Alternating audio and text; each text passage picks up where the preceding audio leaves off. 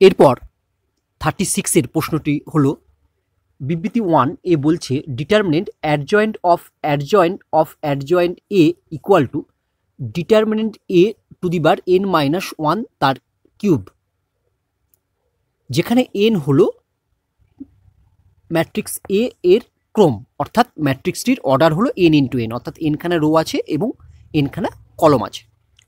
বিবৃতি 2-তে বলা হচ্ছে দেখো determinant adjoint A equal to determinant A whole to the power n। এই বিবৃতি 1 এবং বিবৃতি 2 থেকে আমরা নির্ণয় করব যে নিচে 4টে বিকল্প যেটি আছে তার মধ্যে কোনটি সঠিক। দেখো বিবৃতি 2 এর ক্ষেত্রে আমরা জানি যে determinant adjoint A equal two হয় কি না ডিটারমিনেন্ট এ টু দি বার এই ম্যাট্রিক্সটির যত অর্ডার সেই অর্ডার থেকে এক কম পাওয়ারে বসে, অর্থাৎ এই ডিটারমিনেন্ট এ এর পাওয়ারে বা ঘাতে বসবে n-1। তাহলে আমরা দেখতে পাচ্ছি যে বিবৃতি 2 সত্য নয়, তাহলে আমরা লিখব বিবৃতি 2 ফলস বা মিথ্যা।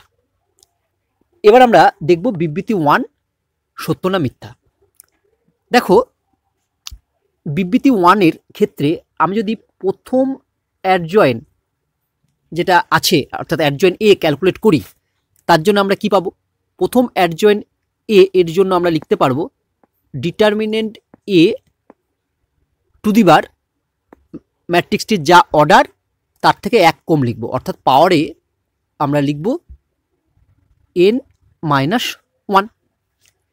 এরপর দ্বিতীয় যে অ্যাডজয়েন্ট আছে তার জন্য আমরা কি লিখব? তার জন্য আমরা এখন যেটা পেয়েছি অর্থাৎ যেটা পেলাম তার পাওয়ারে আমি আবার লিখব হচ্ছে n-1।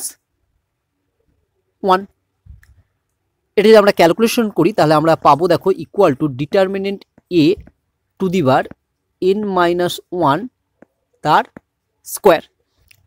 এরপর যখন আমরা সবার শেষের অ্যাডজয়েন্টটা ক্যালকুলেট করব তার জন্য আমরা কি পাবো?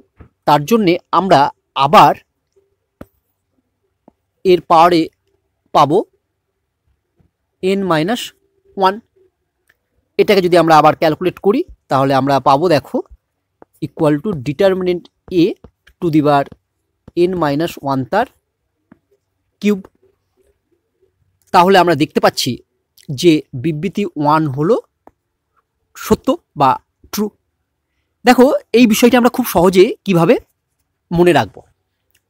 আমরা জানি যে অ্যাডজয়েন্ট এ এর ডিটারমিনেন্ট এর মান হয় determinant A two the bar n-1, অর্থাৎ এর যা অর্ডার তার থেকে এক কম। তাহলে আমরা কি করব? এই বিবৃতি 1 এর মতো অঙ্কের জন্য প্রথমে আমরা লিখে নেব কি না determinant A two the bar n-1 লিখলাম। এবার দেখব কতগুলো অ্যাডজয়েন্ট এখানে আছে। কটা অ্যাডজয়েন্ট আছে দেখো, একটা দুটো তিনটে অ্যাডজয়েন্ট আছে। তিনটে অ্যাডজয়েন্ট আছে, তার জন্যে আমরা কি করব না এই n-1 এর পাওয়ারে 3 বসিয়ে দেব।